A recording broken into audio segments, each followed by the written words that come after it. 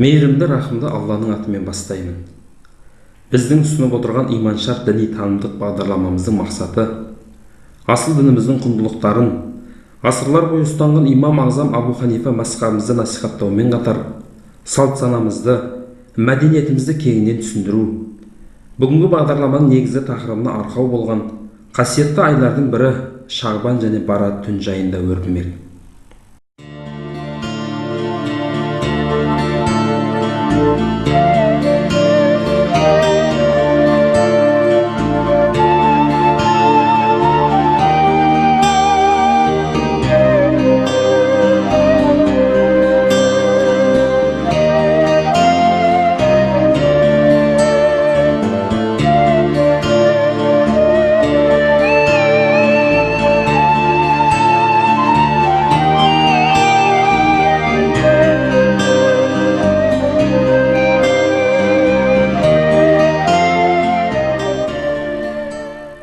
Қасиетті ислам діні бойынша әрбір айдың өзіндік қадір қасиеттері болады.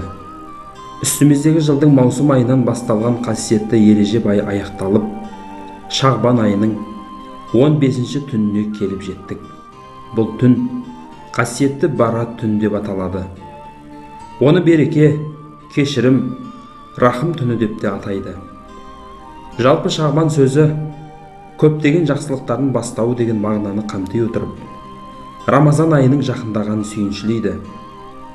Қасиетті бұл айларда бойымызды түрлі жаманшылықтардан тазартып, ниет ықыласымызды дұрыстап, мейлінше пәк жүрекпен қадам басу. Өйткені ардақты пайғамбарымыз өсиетінде былай деген: Шағбан айы кіргенде өздеріңізді тазалаңыздар және ниеттеріңізді дұрыстаңыздар деген. Асыл пайғамбарымыз бұл айдың көбін ораза ұстаумен өткізетін болған. Бірде саңлақ сахабалардың бірі Усама радиаллаху анху Шағбан айында көп ораза ұстауының хикметін білу үшін: "Уа Алланың елшісі, дәл Шағбан айында жиі ораза ұстағаныңыздай басқа айда мұншалықты ораза ұстағаныңызды көрмедім" деп сұрағанда, Шағбан адамдардың басым көпшілігінің Рамазан мен Ережеп айларының ортасында мән бермей кететін айы. Бұл айда амалдар Алла Тағаланың құзырына көтеріледі. Мен де амалдарымның ораза ұстаған кезімде Алланың құзырына көтерілген қалаймын деген жауап естіген.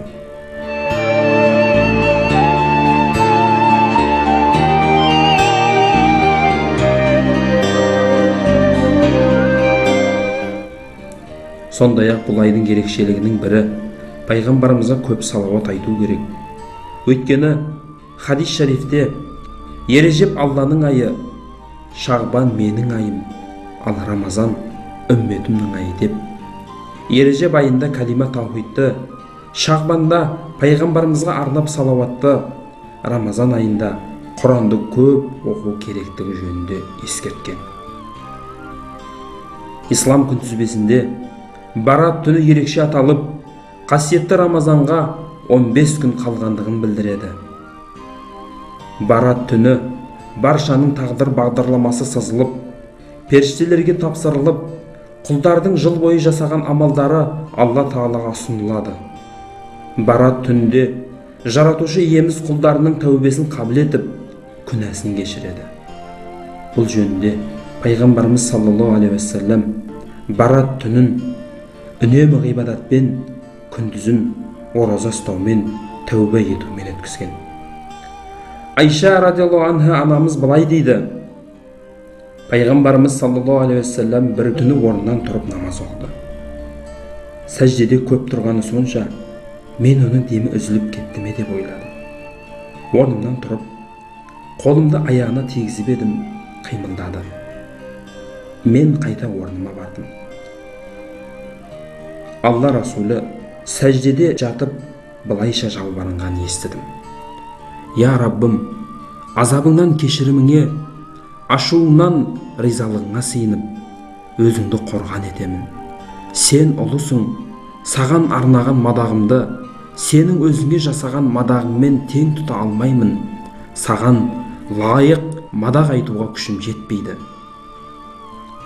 Пайғамбарымыз намазды бітіргеннен кейін Айша Алланың елшісі саған әділетсіздік жасайды деп ойладың ба деп сұрады.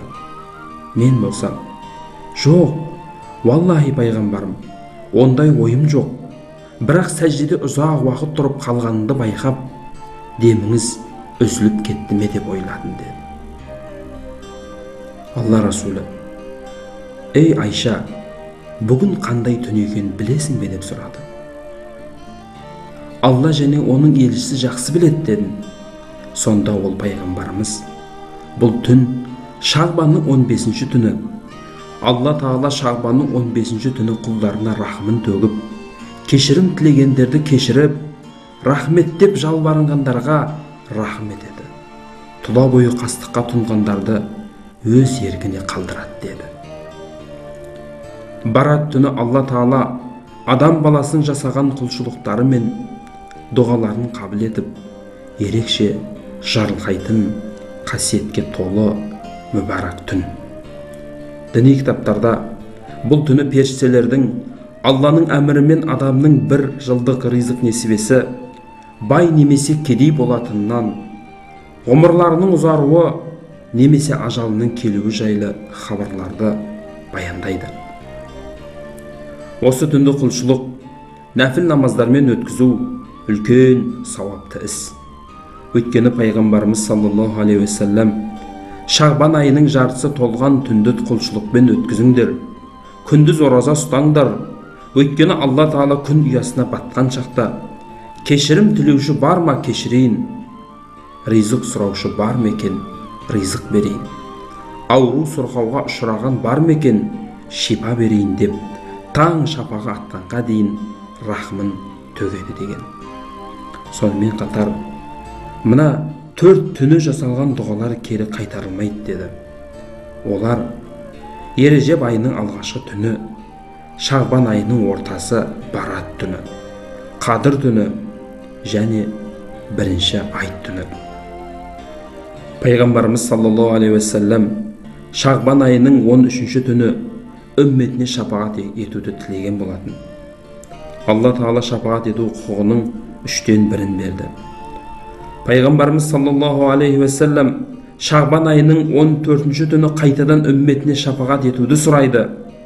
Алла Тағала тағы 3-тен 1-ін береді.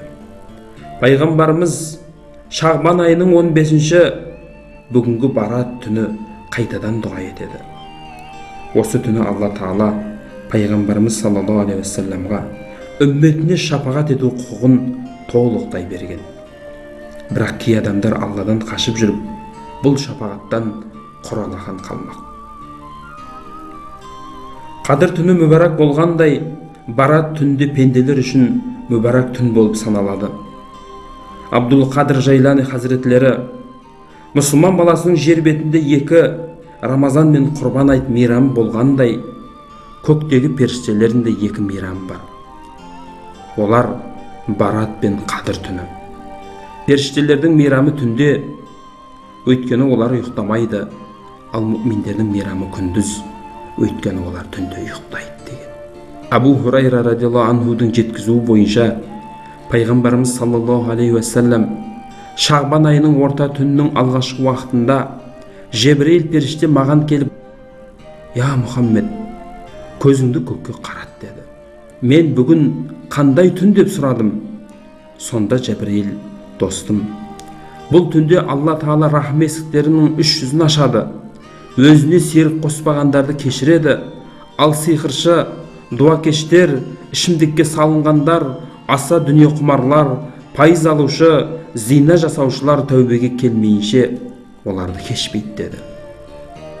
Түннің бір бөлігінде Жебірейіл періште тағы келді де: «Уа Мұхаммед, басыңды көтер» деді.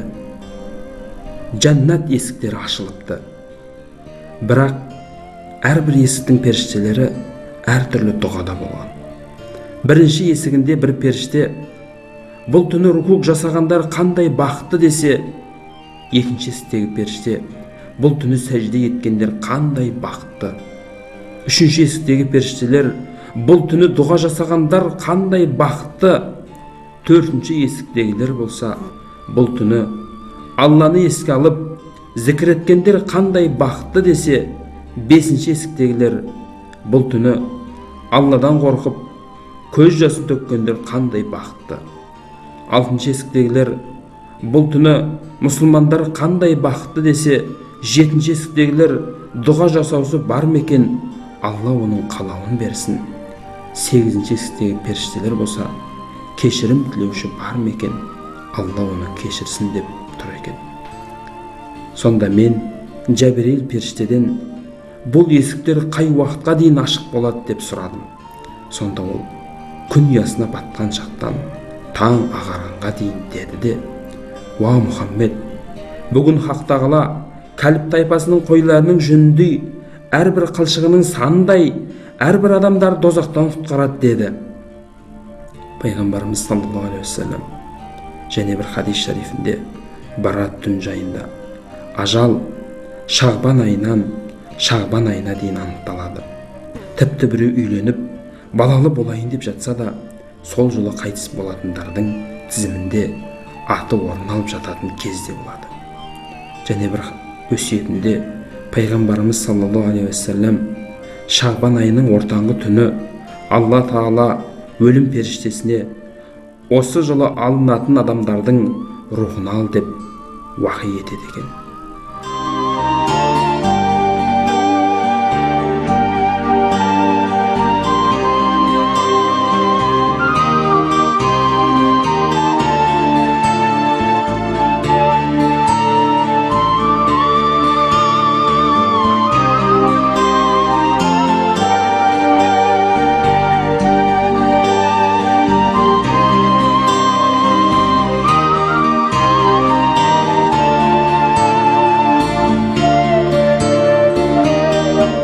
Барат түннің тағы бір қадір қасиеті, бұл түні құбыла өзгерген.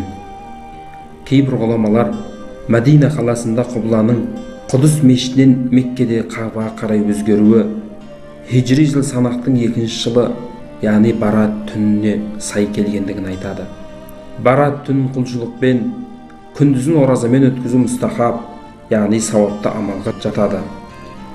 Анас радиаллаху анху 4 түн күндіздері секілді, 4 күндіз де түндері секілді қасиетті.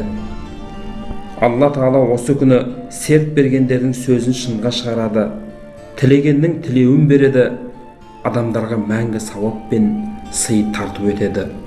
Бұл уақыттар Қадір түні, Арапа түні, Барат түні және Жұма түндері болып есептеледі. Кейбір ислам ғұламалары былай деген: Құран-ы Карим Барат түнде Лаухул Махфуздан дүниенің көгіне түсірілгендігін, ал Қадір түнде пайғамбарымызға Құран аяттары түсіріле бастады деген тоқтамға келген. Көптеген тафсирші ғалымдар ұлы Құранмен ант етемін, Құранды біз анығында мүбарак түнде түсірдік, шынында біз адамдарды сонымен ескерттік. Сол түнде хикметті істің барлығы қатесіз, нақты жіктеледі.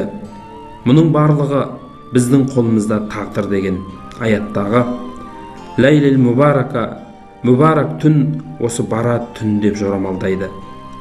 Өйткені басқа аятта Құранның Рамазан айында Қадір түні түсірілгендігі айтылса, ал Құран Барат түні Лаухул Махфуздан дүниенің көгіне түсірілген деген пікірге тоқталады. Фахреддин Рази өзінің үлкен еңбегі тәфсір кітаптарында Ибн Асуадтың Абдулла ибн Аббастан анығында біз Құранды Қадір түні түсірдік, және Құранды біз анығында мүбарак түнде түсірдік деген Қадір және Духан сүрелеріндегі осы аяттар туралы ұлы Алла Тағала Құранды 23 жыл ішінде бүкіл айда түсіре тұра, осы түні түсірдік дегенді түсінбедім деп сұрайды. Сонда Ибн Аббас радиаллаху анху: ей Ибн Асуад, Құран-ы Кәрім әуел толықтай Лаухул Махфуздан дүниенің көгіне түсті, одан кейін барып пайғамбарымыз саллаллаху алейхи уассаламға түсірілді деді.